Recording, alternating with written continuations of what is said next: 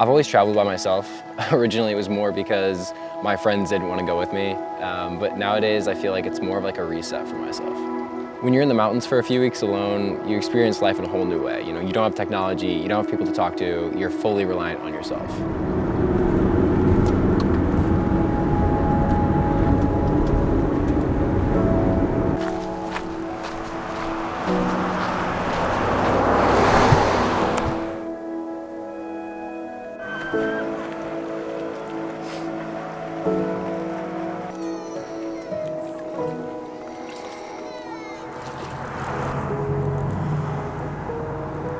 Yeah, it can definitely be dangerous going alone.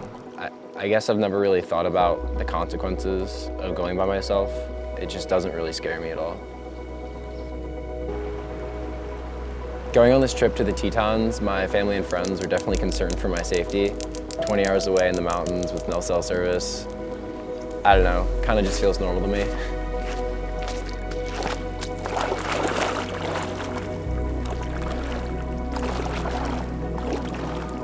Big expeditions and crazy adventures definitely had a lot of planning, but these trips for me are just simple. You know, not much planning. The first night I got there, I had no idea where I was gonna sleep. I went on Google Maps and looked for a dirt road, and then as I was going on that dirt road, it led me to this campsite that, scaled up this mountain. I found this one dirt road and I was like, let me just see where this takes me. This is probably the most technical ground that this RAV4 has ever seen in its life.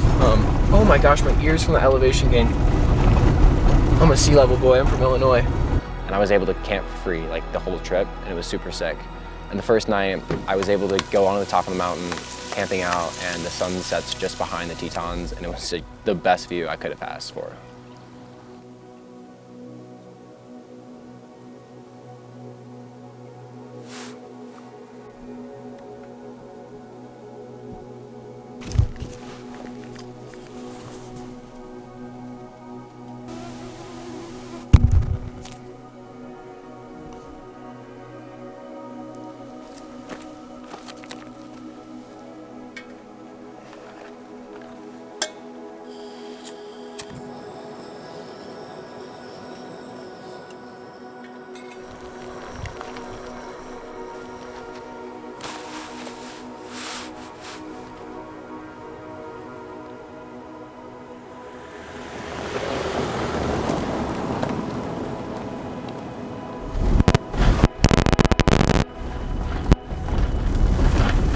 So the original plan for this trip was to go backpacking, but because I didn't plan, I got there and there was no more backcountry permits. So I ended up just hiking the trail I was gonna backpack on.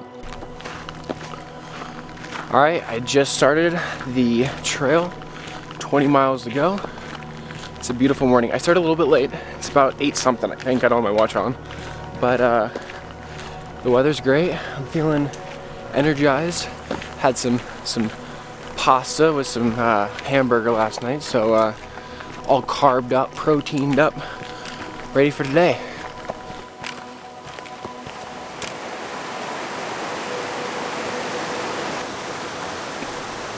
Hey, this is a check-in. I don't know how many miles I'm in, but I'm pooped. I'm a sea level dweller. I'm from Illinois. I probably live 200 to 500 feet sea level. And so at the beginning of this hike, I started at Jenny Lake, I think, and it was at 6,700 feet. And I hiked all the way up 7 miles to this divide at 10,700 feet. And to say it was a challenge is an understatement. All right, now I officially have made it to the divide. Oh my gosh. Hey boys, pooped, I'm putting the bag down. Oh.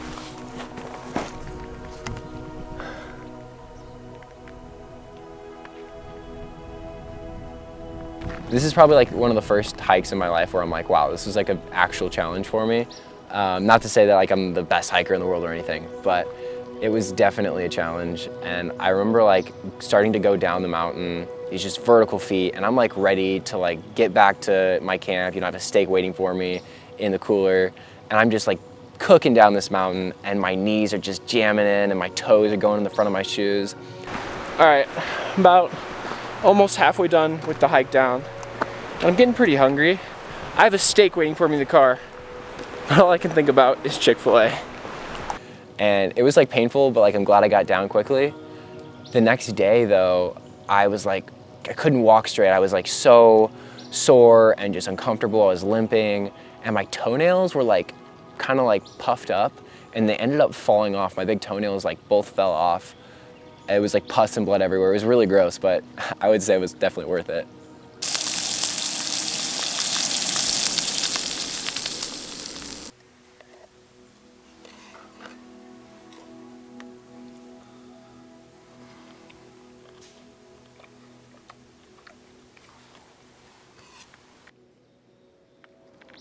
So the rest of the trip for me was like really relaxing. You know, I spent the next day like all day. I was at Jenny Lake just like reading a book.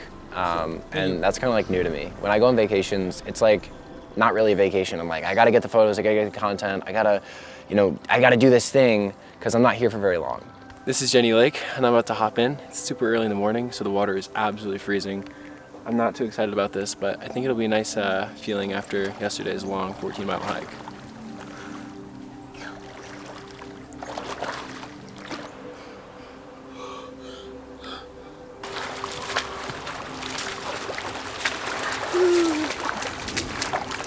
It doesn't feel that bad after you're in it for a little bit. Wow, that's cold. And this trip is right after like a really busy season of my life. I'm having 2 jobs, I'm working a whole bunch, there's multiple projects I'm working on, and it was like really stressful. So to go on this trip was like, and not do all that photo video stuff was very relaxing and very needed, honestly. All right, because this is my free day, I came into Jackson in town because I've been in town like 4 days now. And I charged my computer, edited some photos, did some of that stuff.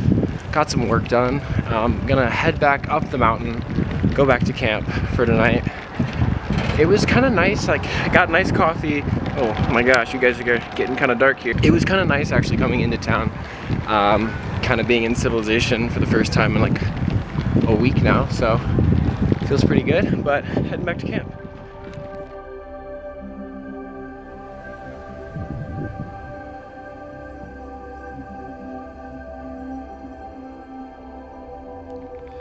All right, we just made it to camp.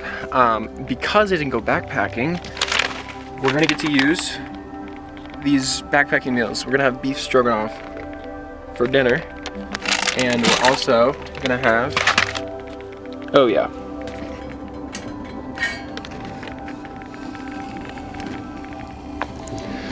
All right, here we go.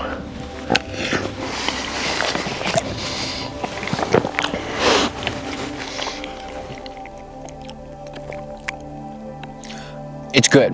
Like I wouldn't expect, like a 5-star restaurant meal right here, so.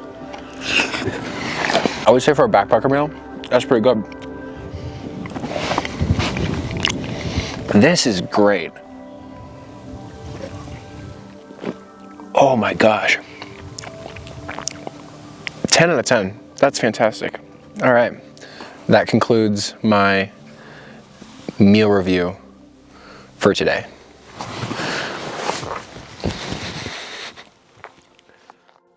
I ended up going to Yellowstone just to kind of change up the pace of things.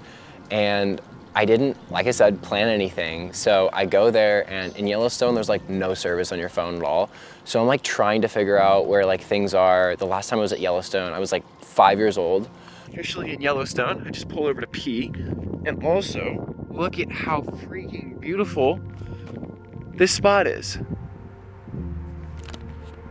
So I'm like trying to figure out how to, navigate through this giant park, and I like don't know where I'm going. So it ended up being kind of a waste of a trip because I kind of saw nothing good, honestly, but it regardless was still super fun, and I'm glad I did it. I got a cool, few photos here and there. But yeah, overall, kind of a waste. All right, so we made it to the not glacier, what am I talking about? Geyser area? Geyser Basin? Not exactly sure where I'm going. Still limping from the 14-mile hike, so to take it slow today. But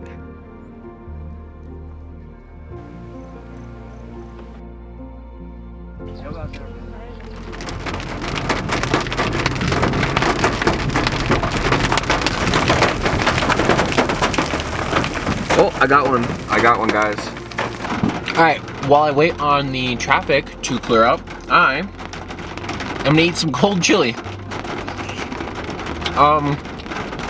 Oh man, it's a lot better warm, that's for sure. I didn't want to clean any dishes for lunch today, so I just cracked open a can of chili and started digging in. Not the best, but it's food nonetheless, and that's really all I need. All right, so we just made it to the next geyser place, and it is torrential downpour. I really want to go out in it though, so I'm gonna risk it for the biscuit, and I'm gonna get out, and I'm gonna go look at some geysers in the pouring rain.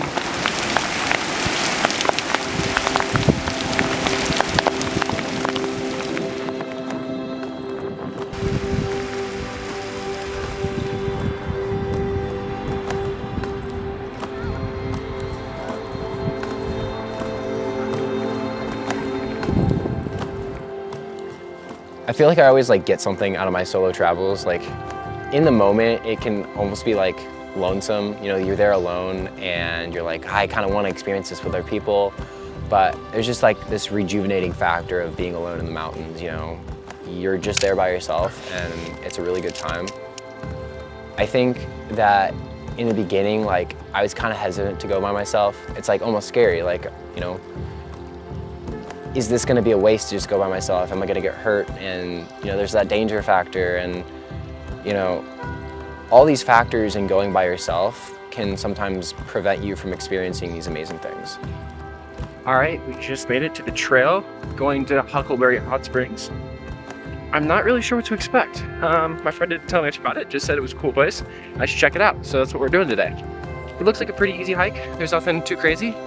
I gotta take it easy still because my ankles, but I'm wearing the Tevas, so should be a good time.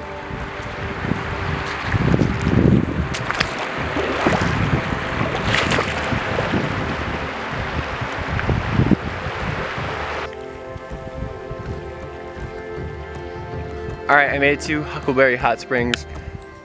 This is gonna sound so stupid, but it's really hot.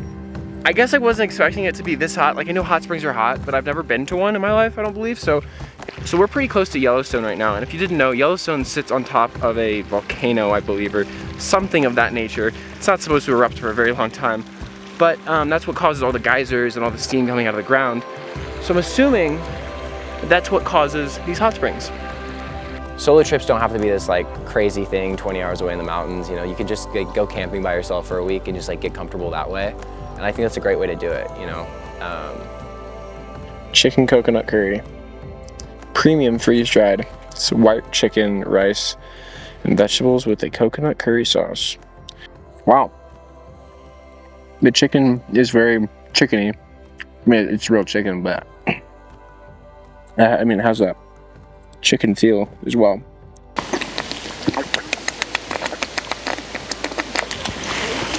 I'm so dehydrated, oh my gosh.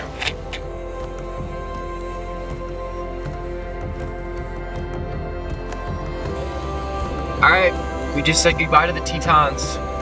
Bye for now, at least. I'm definitely gonna come back again, and next time I wanna bring some friends because I want to show them this beautiful place too.